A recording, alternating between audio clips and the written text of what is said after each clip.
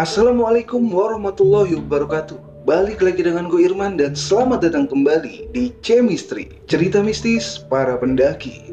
Oke, di episode kali ini episode yang pastinya kalian sudah tunggu. Ya, siapa lagi kalau bukan cerita dari The Prince of Tangerang Empire.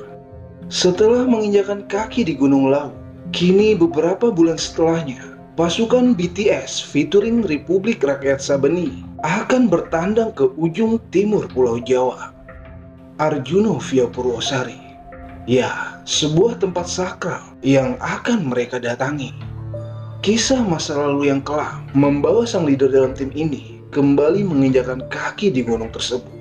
Apa yang sebenarnya terjadi oleh Bang Bulu yang mengharuskan ia kembali ke tanah timur Pulau Jawa? Sebuah kisah pendakian, horor, teka-teki, drama, cinta dan komedi akan kembali kita betok menjadi sebuah kisah yang serius tapi tetap sans. Sikat break. Tapi sebelum kita masuk ke ceritanya, jangan lupa like, comment, and share video ini sebanyak-banyaknya. Dan buat yang belum subrek, ayo padamin si jago merahnya. Lonceng pemberitahuannya juga dipencet biar kalian tuh nggak ketinggalan cerita-cerita selanjutnya.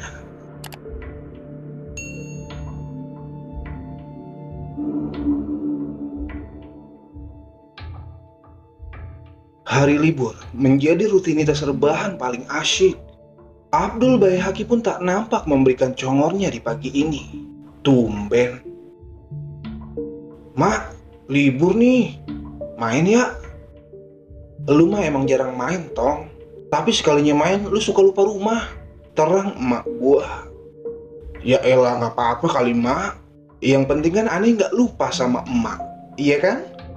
Ya iyalah, masa iya ada anak lupa sama surganya?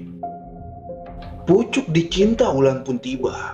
Begitulah kata yang pas untuk hari ini. Tiba-tiba saja, full tim BTS main ke rumah gua. Tita dan Tio pun larut membawa anaknya. Hey everybody handsome, ucap Adul nyelonong. Masak apaan, Mak? Lah emak, punya anak kayak Arman mah, kasih aja tuh ceker biawak mercon. Terang Sakdul ngajakin pemanasan. Wih, rame amat nih. Ada apaan nih? Lu orang pada mau ngebesan di mana? Ah, lu kayak kita baru main aja. Gue rindu kejadian pas di Jepara, man. Ya udah gue samperin emak lu dah. Terang Bang Bulu. Pasukan Nak Ninu, pada masuk dulu dah. Bukannya bawain air, Tong, buat temennya. Kemudian Mela pun menghampiri emak gua saat itu dan langsung bantu memasak pagi ini. Bagi gua ini kali pertama full tim pada main bergerombol woyo ke rumah gua. Biasanya juga cuma Adul dan Adul. Sampai bosen gue. Sembari memasak, Mela kayaknya lagi ngobrol serius nih sama emak gua di dapur. Sementara Abdul Baihaqi kala itu langsung tiduran di kamar gua. Berasa ada sesuatu nih yang mereka rencanain. Semua saat itu terlihat aneh. Dul, ngopi sini. Ngapain sih lu mendem baik di kamar? Iye bang, numpang nempel bentar juga pelit banget lu. Jawab Adul rada sewa. Dan entah, semua seakan fokus pada dirinya masing-masing. Tapi hanya Bang Buluk yang terlihat canggung di mari. Yang saat itu terlihat dari gerak-geriknya. Ada apa bang? Tumben amat kemari. Nggak ada apa-apa, Man. Kita cuma pengen silaturahmi aja sama lu. Jawab Bang Bulu. Nih ngemeng-ngemeng udah pada sarapan belum? Kita sarapan dulu nyok. Iye, pada sarapan dulu ya. Kebeneran nih, emak masak kentang disambelin. Sahut emak gua. Kenapa nggak si Adul aja mak yang disambelin? Jangan dah Tong, ngabisin minyak sayur kalau oseng-oseng dia. Sahut emak gua di dapur. Terus, anak sama emak kagak ada bedanya udah. Ujar Adul menghampiri gua di ruang tamu. Mel, ada apaan sih? Ada apa? Nggak ada apa-apa, Man. Kita sengaja main aja kok. Jawab Mela membawakan sarapan. Aduh, kentang gua nggak bakal sampai sore dah. Abis dah ini sama si Sakdul. Gua makan juga beluman, Bang. Dah. Ya udah pada sarapan dulu dah ya. pinta mak gua. Pagi ini pun menjadi pagi teraneh, di mana kawan-kawan yang lain begitu antusias banget main ke pagian, datang cuma ngikut sarapan dan juga ngeribetin jam rebahan pagi ini. Selepas sarapan, obrolan pun mulai mengarah ke pendakian, di mana mereka berencana untuk menapakkan kaki di Gunung Arjuno. Kalian ingat ocehan si Sakdul ketika di laut? Dia kan pengen banget tuh naik Gunung Arjuno. Mereka udah dapat endorse nih berarti. Dan benar aja, Bang Buluk ngajakin gua saat itu untuk ikut serta di pendakian ini. Tapi menurut teman yang lain, mereka juga belum pernah naik ke gunung itu. Menurut pengakuan Mela, pun cuma Bang Buluk yang pernah menjajaki kakinya di sana beberapa tahun silam. Seru sih, apalagi yang lain juga belum pernah mendaki ke gunung itu. Adul juga ngerayu gue saat itu dengan sangat epik sekali agar gue ikut serta di pendakian kali ini. Ikut ya man. Tar, gue izin dulu ke mak gue ya. Gue udah minta izin kok tadi pas masak. Dan emak lu juga ngizinin man, sahut Mela kala itu. Buset dah, gila nih orang pada. Saking ngebetnya dunia perizinan gua sampai disetting segini rupa sama mereka. Tapi kan gue belum gajian bang. Lah emang lu udah gawe man? Belum sih. Kode. Awas ada kode liwat, sahut Abdul Bayhaqi. Ya udah, kalau pada mau naik gunung, nanti mampir aja sekalian ke Jepara, sahut emak gua seakan memberikan respon baik. Emang kapan bang? 2 hari ke depan man, kita berangkat, sahut Bang Buluk dengan serius. Kalian semua luar binasa emang dah. Gak ada angin, gak ada hujan. Tapi ada Abdul Bayhaqi sih, lelaki seksi bersinergi. Semua dibikin ekspres. Semangat lah man. Gue dan Tio juga belum pernah. Bahkan kita semua belum pernah, kecuali Bang Buluk. Iya man, ayo ikut. Gak ada sweeper nih kalau lu gak ikut. Ngandelin si Adul sendiri mah kayak ada yang kurang, pinta Mega menegaskan. Iya. Tapi di sini Abdul Bayhaqi juga ngajakin Udin. Ya, Udin itu teman satu kampung gua bareng Adul. Dia juga biasa melakukan aktivitas pendakian. Dan Adul ngajakin dia di pendakian Gunung Arjuno ini. Aduh, makin gampang gua kalau ada Udin sama lu Dul.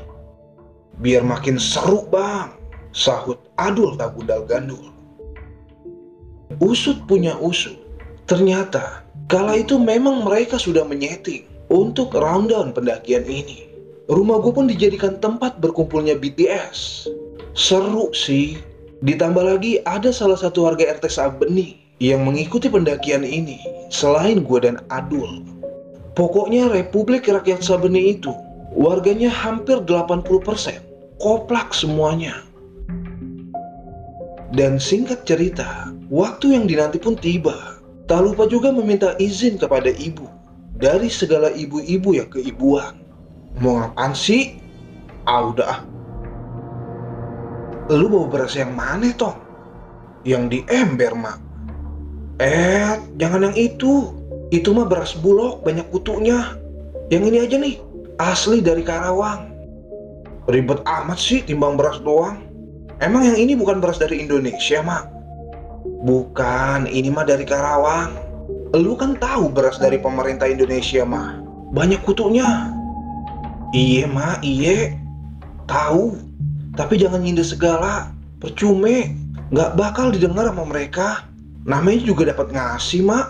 Lah kalau pengen bagus, Mak, beli, Mak, beli. Yaudah, gue berangkat. Assalamualaikum.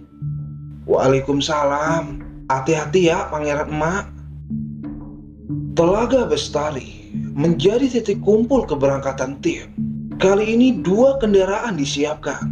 Semua perlengkapan dan logistik siap diangkut menuju Purwosari. Bakalan lama Dani di mobil. Pantat pun mulai meronta-ronta ke kanan dan ke kiri.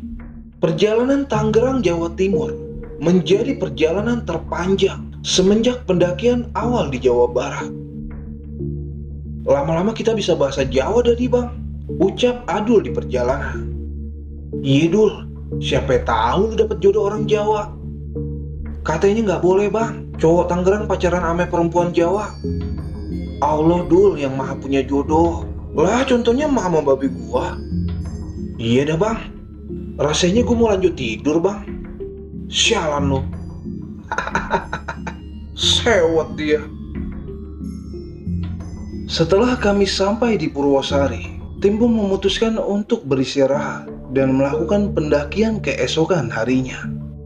Waktu subuh, tidak lupa kami lakukan kewajiban kami sebagai seorang muslim dengan diimami Bang Bulu. Doa kunut kala itu seakan menjadi doa yang paling sedih terdengar. Dan setelah beres salat berjamaah, tim pun memutuskan untuk tidur di sekitaran pos. Berbeda dengan Abdul Baihaqi yang kala itu ngajakin gue ngopi di dinginnya kaki Gunung Arjuno ini. Adul emang selalu beda dah. Ngopi mas, Adul menawarkan ke seorang di sampingnya. Namun, tidak ada sahutan kala itu. Ia hanya terdiam dan lantas meninggalkan gue dan Adul begitu saja. Jadi merinding gue bang. Bukan merinding Dul, itu namanya lu kedinginan. Merinding bang, bergidik gue. Merinding kenapa sih? Kagak tahu bang, aneh bener dah. Au Adul, gue ke toilet dulu bentaran.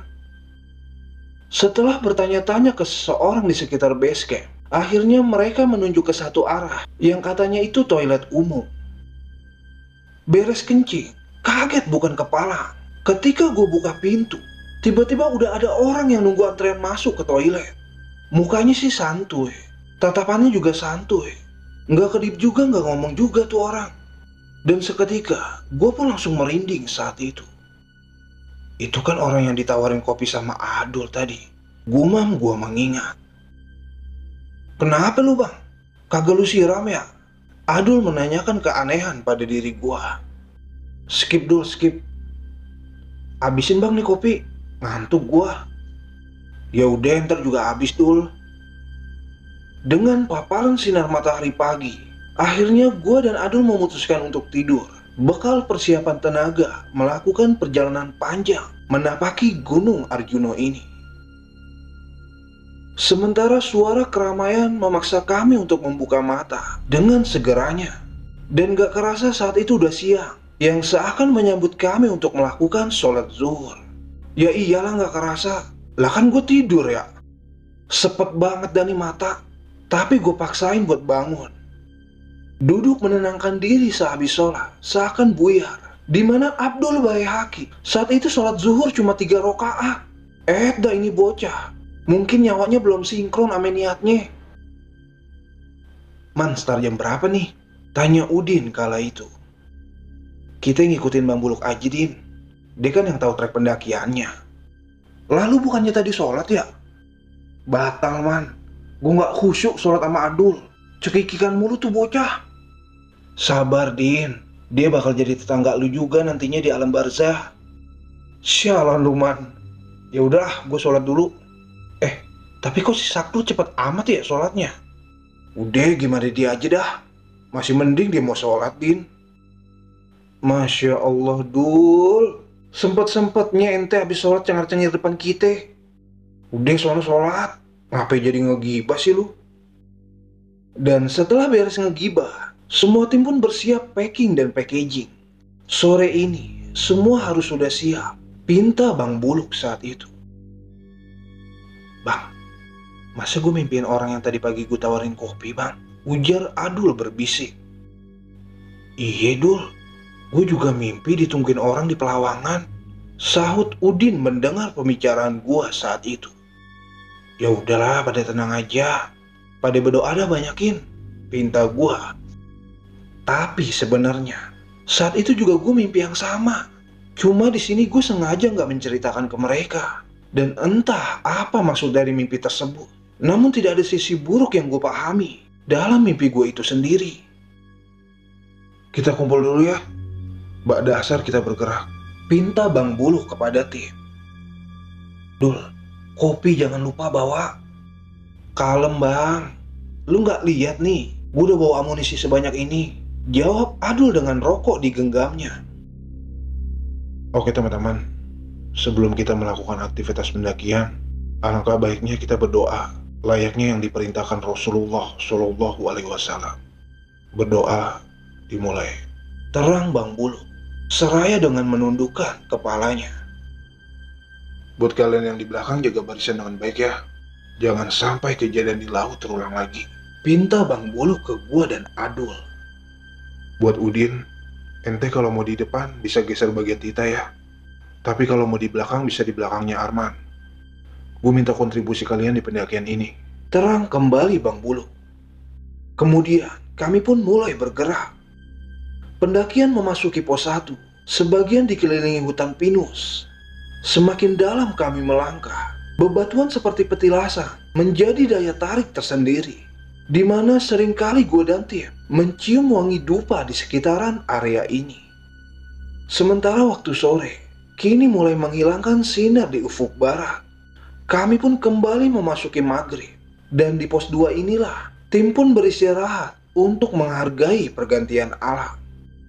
Lagi dan lagi, bebatuan seperti arca menjadi pemandangan yang terkadang membuat bulu kuduk merinding. Terdapat juga beberapa kelompok pendaki lain yang juga beristirahat di pos ini. Bakar udut tapi nggak ngopi, gue lakuin kala itu. Nyali mulai bobrok, di mana patung naga yang barusan gue lewati seakan memberikan kesan crispy di awal pintu masuk hutan pinus ini. Bang Buluk pun ekstra memperhatikan timnya kali ini. Mungkin pendakian laut kemarin menjadi tamparan keras buat dirinya. Dul, Hoir, tanya Bang Buluk dengan senyumannya. Hoir bang. Man, wangi dupa banget di Maria, ucap Udin sembari mengamati area sekitar. Iya ya Din, mungkin di mari salah satu tempat sucinya Din. Tumben kalian nggak pada ngopi? Tanya Mela sembari memberikan sebotol air ke arah gua. Iya nih, kapan ya kira-kira dibikinin kopi lagi? Iya nih, kapan ya diungkapin lagi perasaannya? Sahut Mela meledek. Seketika nampak keceriaan terpancar dari raut tim ini. Kami berasa keluarga yang solid. Baik buruknya semua dibalut di atas nama BTS. Yuk mari, duluan, ucap Mega yang gak tahu mempersilahkan ke siapa. Saat itu semua pun terperangah dengan ucapan Mega barusan. Karena tidak ada pendaki saat itu atau orang lain yang melewati kami. Lu ngomong sama siapa Gah? Tanya Tita. Tadi ada cowok sendirian permisi di depan kita. Anjayani, selepas maghrib ini udah mulai cek sound aja nih warga sekitar. Adul pun saat itu mulai menatap tajam ke arah gua tanpa adanya kata yang seakan ia memberikan isyarat untuk bersiap-siap menghadapi keadaan yang tak terduga.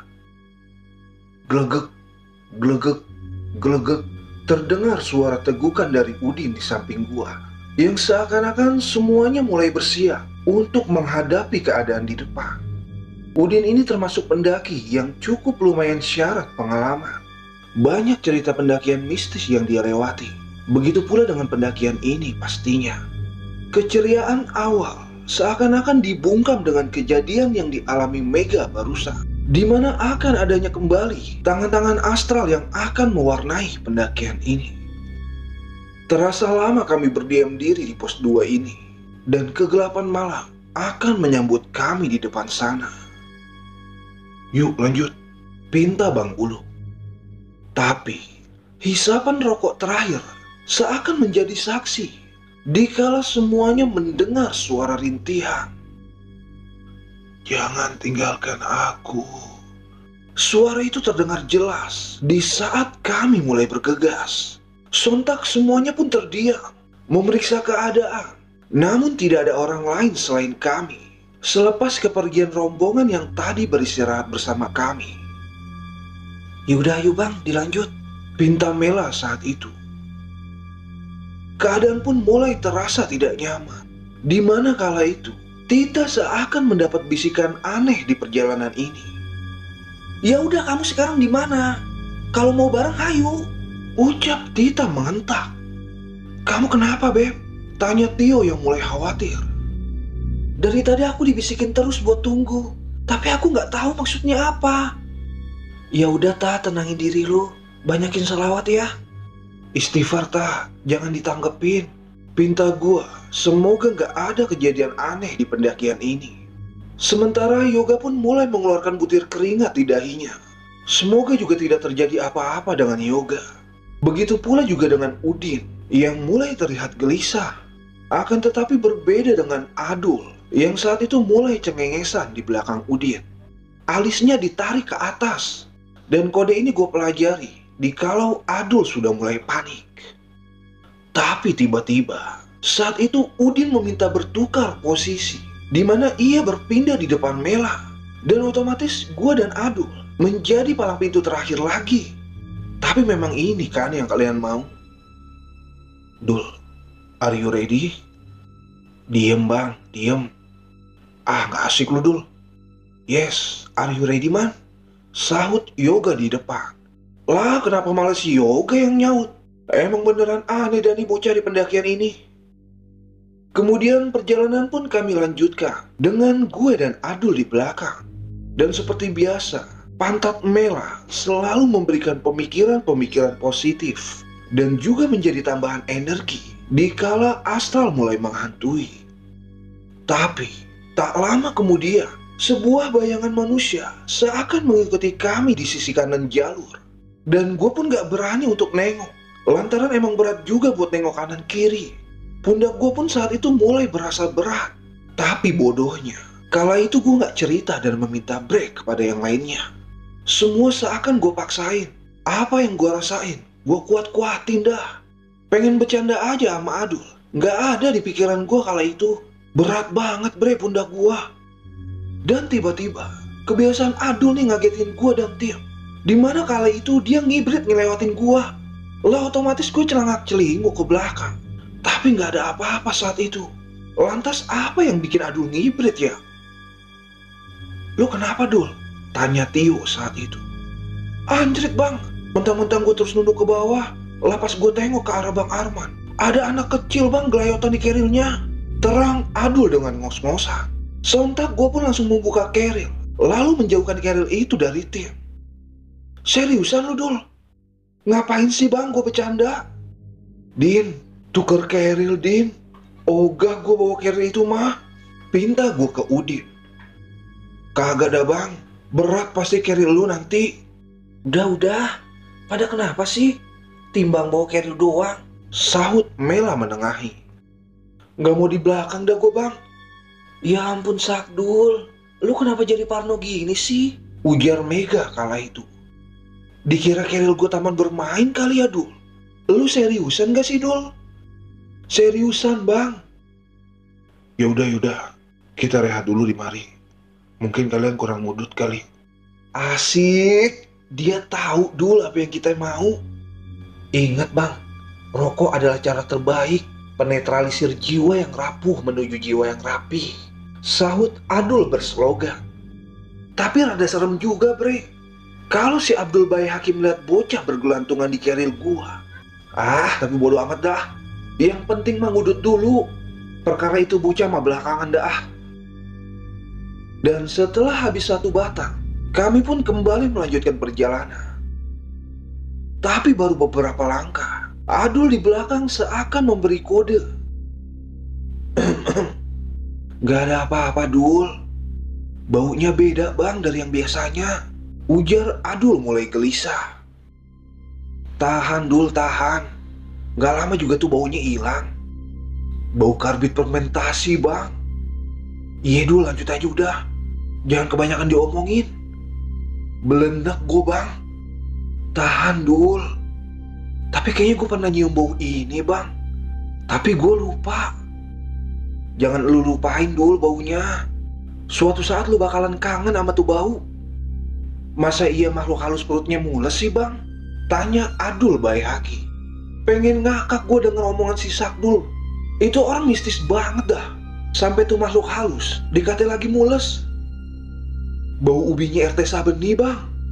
Dan tiba-tiba gue pun ngakak seketika. Sialan lu, ternyata lu sumber aroma itu. Sorry sahabatku, daripada gue tahan-tahan kan. Niat gue tuh pengen buang ke kiri apa ke kanan.